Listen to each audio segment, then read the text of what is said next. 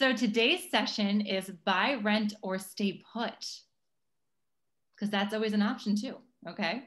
As Dave said, my name is Laura Cook.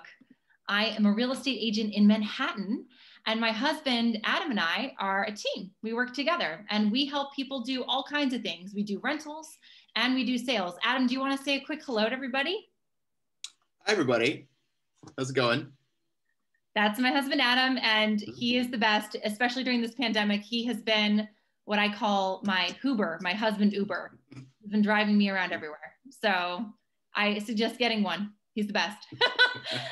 Awesome. All right, guys. So we're going to launch right in and talk a little bit about what's going on in the rental market, in the sales market. There will be opportunities for questions. I want this to be really interactive, okay? So there are going to be different points where I'm going to ask you to either type things into the chat or you can unmute yourselves and ask questions. So this is not just going to be me talking at you for the next 30 minutes. So I promise you, we'll try to keep this interesting and interactive and not too heady. So what are we going to cover today? First of all, the pros and cons of buying versus renting to start, your tipping point, what is it and why does it matter to you? And understanding the sales market of the moment, because everyone wants to know, how negotiable is it right now? We're going to talk about that. Awesome. So first, I want to take a poll. Is it better to buy or rent in this market? What are you hearing? So type it into the chat. I'm going to look at the chat. Awesome. Okay. So type into the chat. Do you think that it's better to buy or rent right now if you're going to make a move? The stay put part we'll talk about later. Rent, rent, rent, rent. Ooh, everyone's saying renting. Ooh, Stephanie, good answer. Depends on your situation. Okay.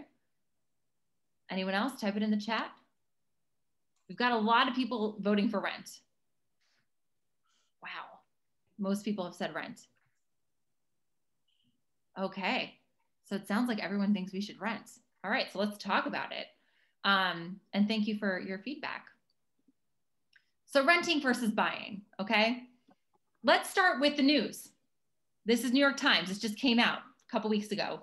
New York rents continue to slide while sales rebound in Brooklyn. So Manhattan's median rent ended 2020 down 17.3%, but the sales market showed signs of life in the other boroughs. Very interesting.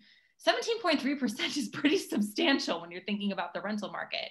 So it's interesting. We're not going to get a lot into, Brooklyn and Queens. That's not my area of expertise, although I have been hearing that Brooklyn is hot. So it's not surprising to hear that. And I'm happy to answer what questions I do know. But we are going to talk a little bit about the pros and cons here. So some things to consider. Why would you buy if the rents are down so much? First of all, buying builds equity, whereas renting does not. That's the easiest one, right? Obviously, you're wanting to put money into your own pocket. You also have tax benefits. So you can deduct all the interest on your loan amount up to $750,000. A lot of times people are thinking that's the purchase price, but that's the loan amount, okay? Also, you can deduct a percentage of the maintenance for co-ops and the real estate taxes for condos up to $10,000. That's the SALT. Also, one thing to note is the interest rates right now, if you're going to take out a loan when you purchase, are at all-time lows. We're going to talk about what that means. It's important to know. So why rent? Some things to consider. Rents are down up to 30%, depending on what you're looking to rent. And these rental prices, they're driven by inventory. So if you've got a lot of things to rent and not as many people renting, obviously there's going to be better deals. The vacancy is possibly as high as 20%.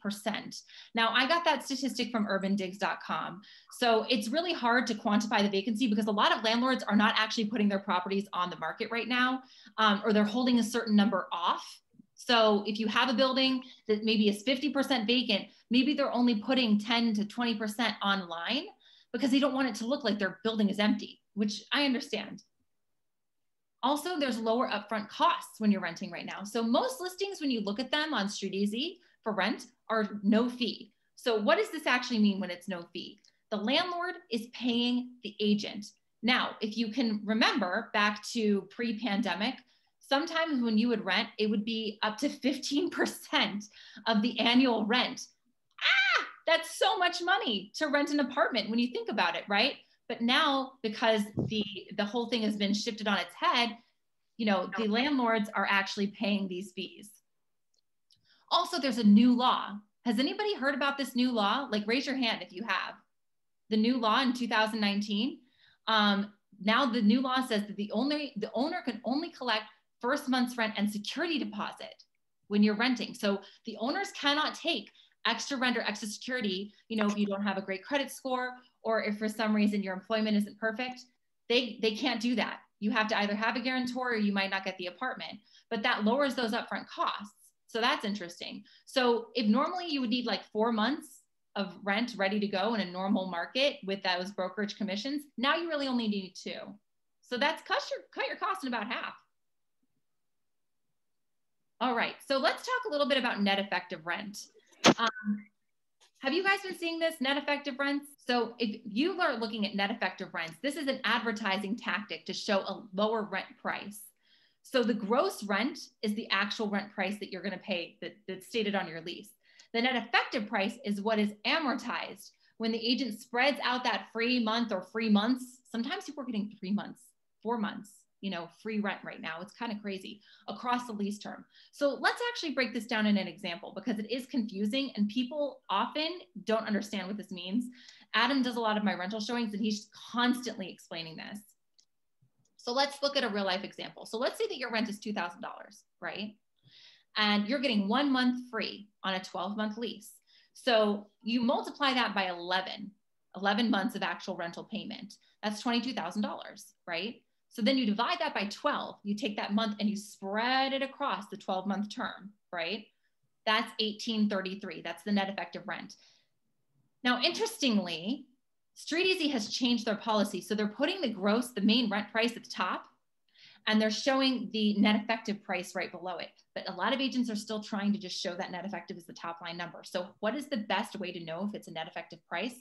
If it's a weird number like that 1833, that's a weird number. So usually if you see something like that, look in the text of the rental advertisement and you can see like, oh, 1 month free or 2 months free on a 12-month or an 18-month lease. That's how you know. Also, there's this really great thing on Brick Underground, the gross rent calculator. So if you see that weird price and they don't say what the actual price is in the ad, you can reverse engineer it. You can say, okay, this is the advertised price. This is how long the lease is that they're saying I have to take. And this is how many months free. And it'll spit out what the actual gross rent price is. So these low rents, they might be tempting, but what you have to remember about this is you need to focus on the gross rent price. Your lease renewal will be based on the gross rent. This is something you have to know. And if the rental market gets stronger in a year, 2 years, 3 years, whatever it happens to be, the price could go up significantly. Now, the only time that doesn't change is if you were in a rent stabilized lease. Rent stabilized lease, they can't change it but a certain percentage year over year. So whatever that gross price is, that's where you start, okay? Now, one thing to note is these rent stabilized leases, they're often the ones that are the biggest users of this type of net effective rent because they don't want to bring it down. They want to keep it at the same price. So does that mean I should buy or does that mean I should rent? So let's type it into the chat, shall we? How many years do you think you need to own a property on average to make it better than renting? Stick your answers in the chat. How many years? 5, I see 8, I see 10, 8, 6. These are some good answers. Well, and I like the answer, it depends, because it really does. So let's talk about it. This is tipping point. So what is tipping point? And this is really coming down to the brass tacks of buying versus renting, okay? So tipping point is the number of years it would take to for the cost of owning a home to equal the cost of renting a comparable one in the same area, okay?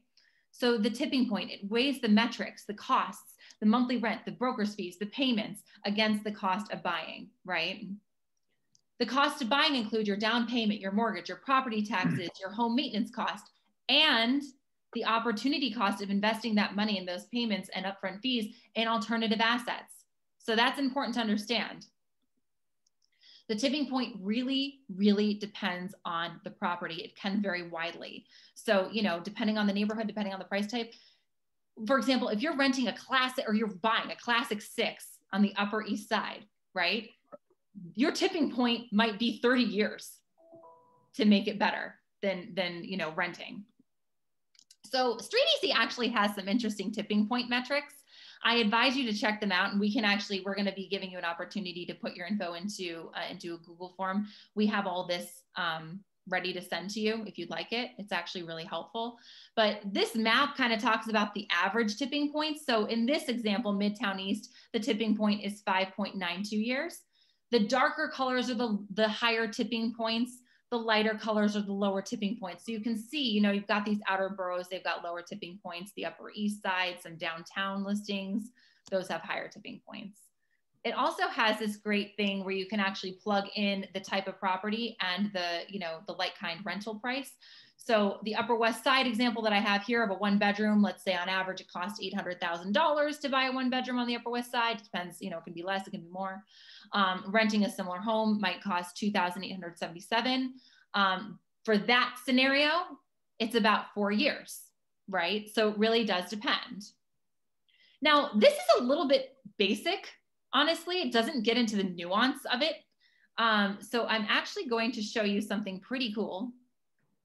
This is the New York Times tipping point metric tool. So I'm actually going to stop my share quickly. So let's show this little rent versus buy on the New York Times. Gotta love the New York Times. They have great tools. So check this out. You can actually go in and determine the home price. You can kind of slide these prices up and down. You see that? Can everybody see that? Yep. Yeah. So let's do a real life scenario, shall we? I helped a couple 2 years ago and we were playing around with this. They bought a 2-bedroom in Hamilton Heights. Okay. They bought it for around $650 and they plan to stay for about 6 to 7 years was their plan. Okay. They got actually a 3.4% interest rate because we got some special loans through the Eagle Loan Program, which was pretty cool. And they actually put a little bit more down. They put down about 25%. They didn't have to, they chose to. And you can see, you can play around with all these numbers, like what does the future hold? Home price growth rate, rent growth rate, investment return rate. You can play around with property taxes. You can play around with the cost of buying the home. They bought a sponsor unit, so the costs were about 20 grand. The cost of selling the home, you want to look at that, right? So, you would have probably put about like 9% here, and you can play around with their maintenance and their fees and all that. So you can see this metric actually shows if you can rent a similar home for less than $24,616 in this scenario, and again, we can play around with those numbers and refine it, then renting is better. Well, the home that they bought, you couldn't rent that for less than $3,000 for sure. And based on all those metrics, it made a lot more sense to purchase that home than to rent that home. So I highly encourage you, if you're really starting to get serious, plug in the real numbers, see what it looks like. And also the thing I would mention is that you really want to be mindful of not getting too enticed by what the current rent prices are right now. Try to do it on a little bit higher price because these aren't going to stay around forever, these rent prices. So I would actually go back and look at historically where that like kind property would trade pre-pandemic, and then maybe split the difference and get a sense of that. So that's actually really what I would advise. So I'm going to stop my share and I'm going to go back to our PowerPoint and just do a quick recap for you of pros and cons. Okay, so you've got your pros and cons of buying and your pros and cons of renting. So obviously buying, you've got fixed financing, growing equity, you've got price growth and tax benefits. The cons are your down payment. That's a substantial thing for people. Often when you're purchasing in the city, you have to put down a minimum of 10, more often 20, and sometimes 25 to 30%. I've seen buildings where you have to put down 50%. It really depends on the building. Don't forget, in addition to your down payment, you also need to have money in the bank after you close. That's not just per the bank, that's also especially for the co-ops. They often require you to have 1 to 2 years in money to cover your revolving debt obligations, right? So that's something to really note. You have your monthly mortgage payments, property taxes, building fees, and closing costs. And with renting, you've got flexibility. You've got investment opportunities, which you may be using that money that way instead. But the costs are your monthly rent. And don't be fooled. If you're paying monthly rent, you're paying a mortgage, you're just not paying your own, right? You've got the broker's fee, security deposit, and rent appreciation. So does anyone have questions at this point? We're going to keep going. There's some other things to talk about the market specifically, but do you have questions about what we've covered? You can unmute yourself and just, ask. Great. We'll continue on then. So let's take a quick look at the market in context. So everybody wants to know what's happening. And I've talked a little bit about the rental market and how soft it is, but what is really going on in the sales market? So we obviously saw a COVID-19 slowdown in 2020. We were shut down for 4 months. So how could we not see a slowdown? But what's interesting is since the election and since the vaccine has come out, we have seen a huge increase in activity. Normally December and January for our business is pretty slow. People are kind of like just getting back after the holidays and they're still kind of, hungover from eggnog, right? Now people are out and they're buying. I was negotiating deals on Christmas Day. No joke. I've never done that before. So it's actually a really interesting time in real estate.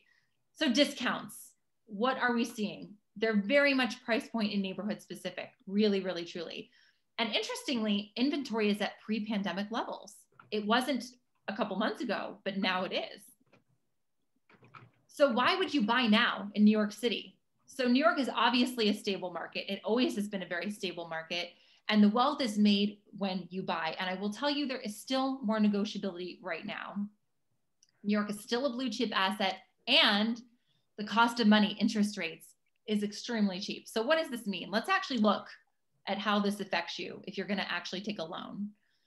So first of all, let's look at a mortgage calculator. So in that sample of the $800,000 one bedroom Upper West Side apartment, if you finance, 80%, you put down 20%, right? And your interest rate is 4%. And that wasn't that long ago that interest rates were 4%. It was like 2018, okay? Then your monthly carry, and this isn't including common charges or maintenance, your monthly carry for your interest and principal is $3,122 based on a 4% rate.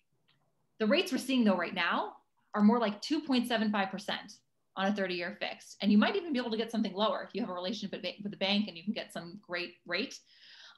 So comparing these two, your monthly payment is $2,679. Well, what does this actually mean for you? Let's look at that. You have a savings over 30 years of over $159,000. That's huge. That is your down payment. So the interest rates are a huge incentive. And interestingly, in 2016, when the interest rates were low, they were in the low threes and the market was hot, buyers couldn't get property fast enough. It was crazy. That's not what's happening right now. We're not seeing these kind of crazy bidding wars where you have 6 or 7 parties bidding on every property.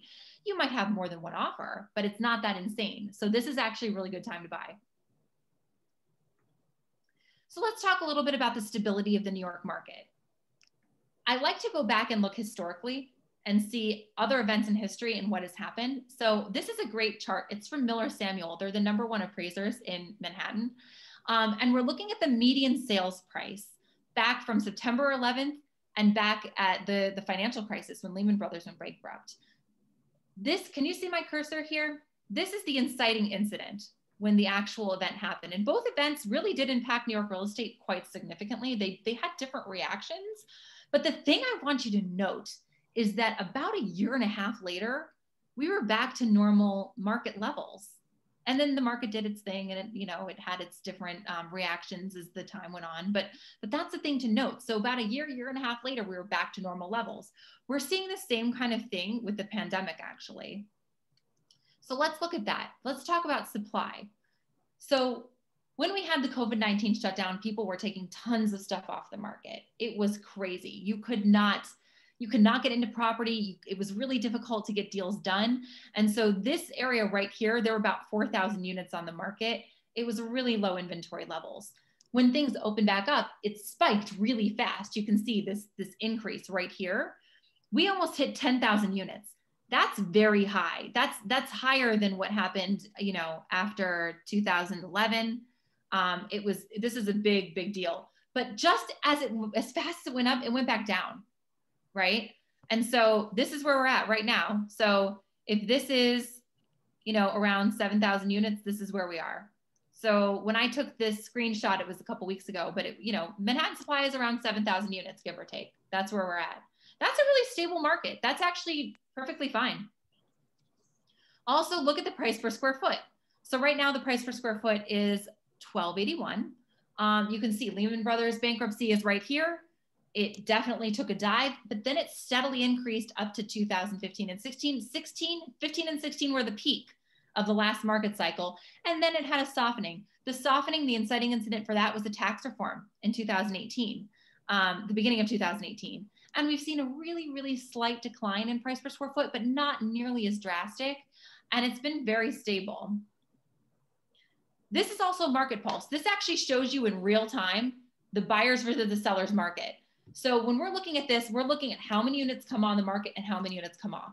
So if you have a 1-to-1 ratio, that means 1 unit came on today and 1 unit went under contract. 1 unit came on, 1 unit went under contract, right? If you have more units coming on and not as many going to contract, that's a buyer's market. So that's the pink down here, right? If you're in more of a gray zone, you're in a neutral market. In a green zone, you're in a seller's market. So basically in the beginning of 2020, we started to see an uptick. We thought we were going back to a seller's market and the pandemic hit. And it really bottomed out the market here.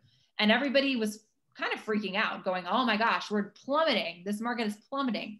But look, it's absolutely recovering. It's absolutely recovering. And you can't time the bottom. It's a fool's errand to try to do it.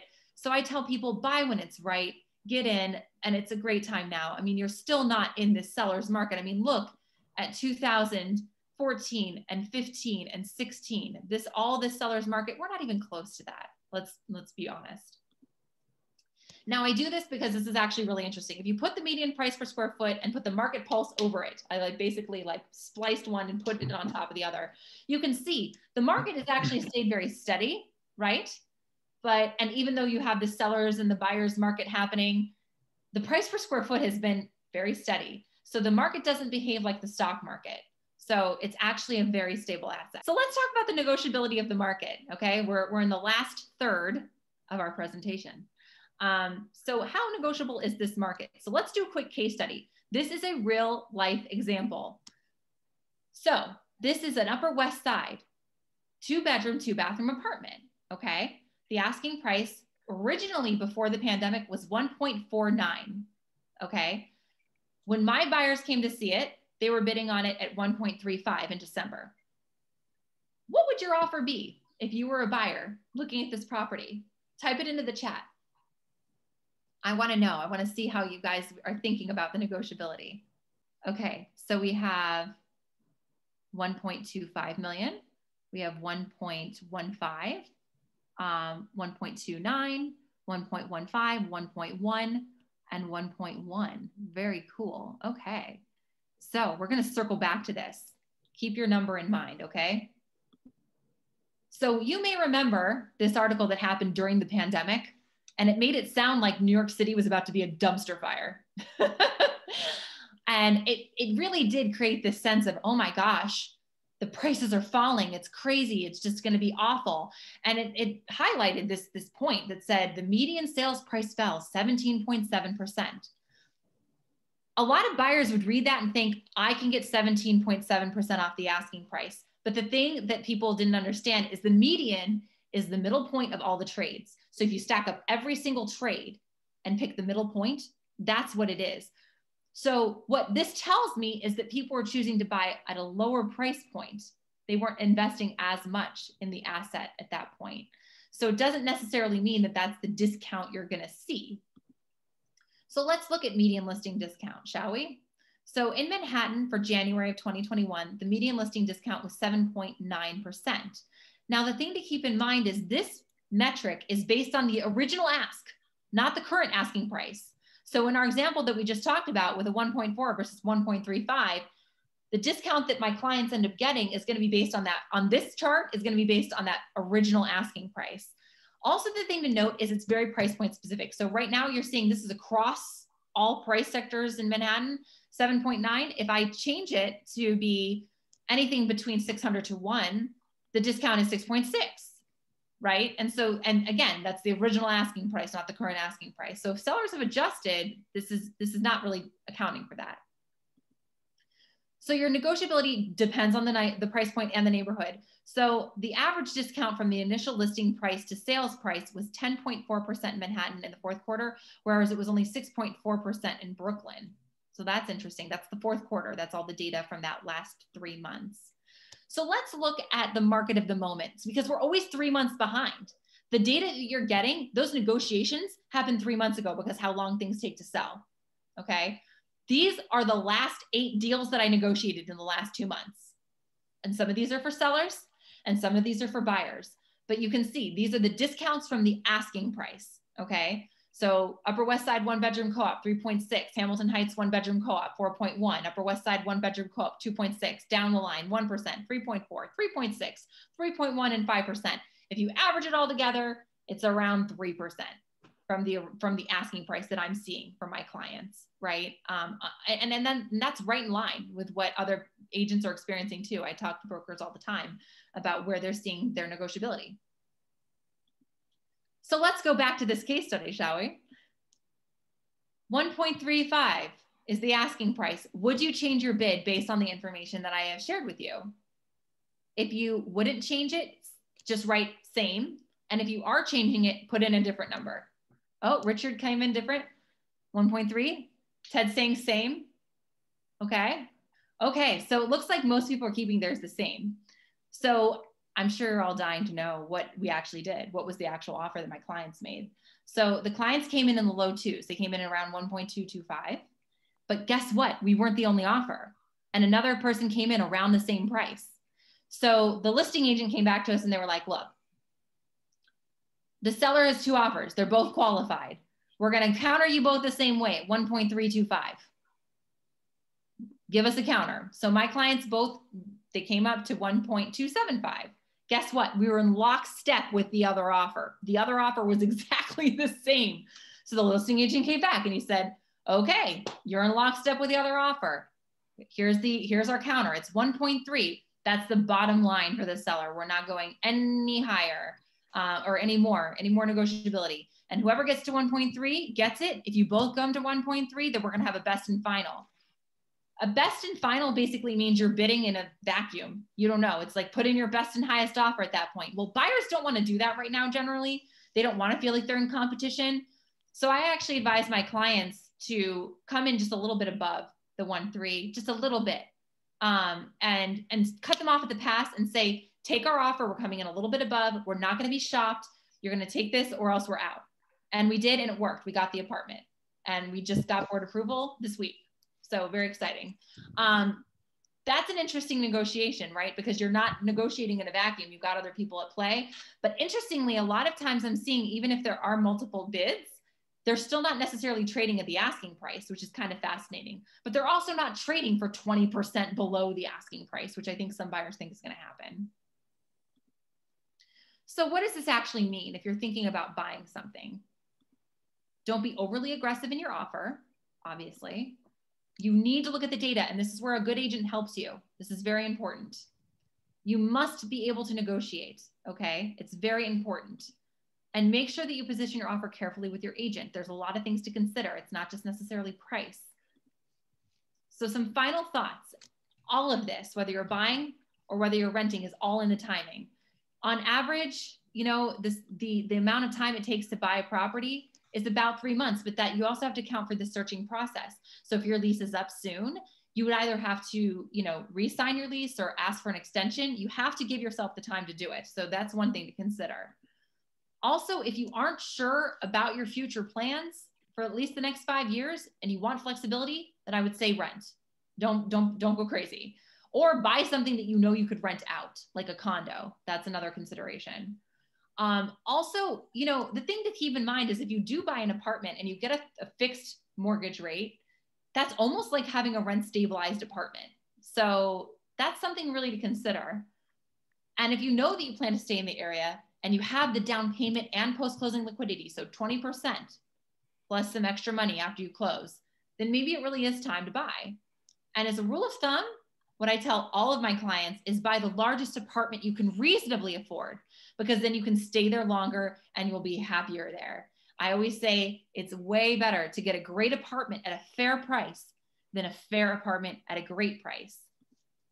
So one thing I just want to point out is how Adam and I, we help clients every day with these kind of situations, trying to figure this out. So we do customized searches, professional property evaluations.